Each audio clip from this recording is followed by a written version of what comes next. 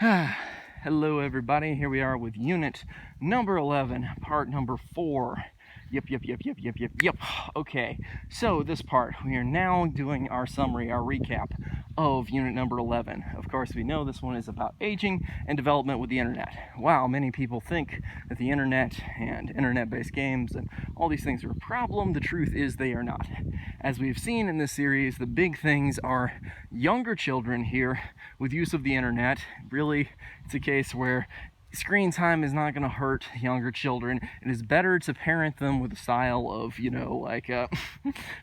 having that whole, not being a digital enabler or a digital limiter, but instead taking the middle path, taking the right balance approach and saying, you know what, we're going to have a digital mentor approach of teaching kids how to use the internet and have that work. Going into adolescence as well, you can see, as I've talked about in previous videos, online bullying is much lower than actual bullying, and a lot of it is associated with sadistic tendencies and psychopathy for your bullies, and it's a small group of people who make it hell for a lot of other people. Still, the internet is not the really big problem here, and it increases a lot of connectivity and help for adolescents. So, adolescence and the internet, this is not as big a problem as it's often pitched, okay? So I would say that this is a big one to understand. Now, I've talked about this kind of thing before when I covered cyberbullying in a previous unit, so check out those videos if you want to see that kind of stuff when I cover, some of the communication and stuff on the internet. Anywho, when it comes to aging and development here, really it's a case where there are a lot of benefits for everybody, okay? Younger kids can benefit better social skills, better abilities in some variety of cases there, of course. It's not going to make anybody a god or a god of multitasking or anything crazy like that.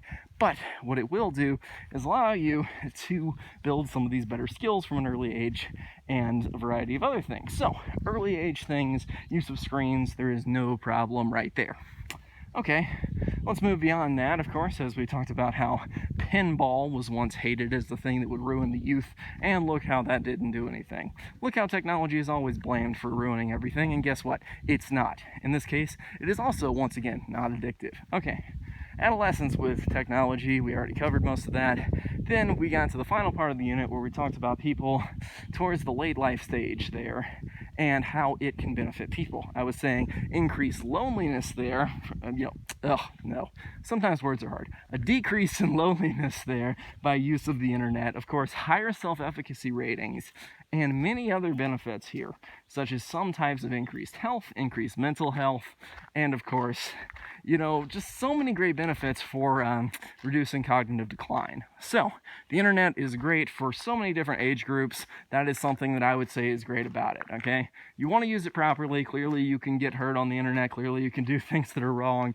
and, just like you can do in real life. But the internet has shown many benefits here for what basically a large number of people just use it for. So I would say don't be so concerned about it here.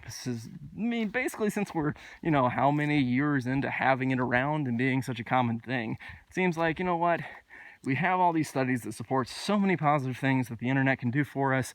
Let's just use it. Let's use it for good.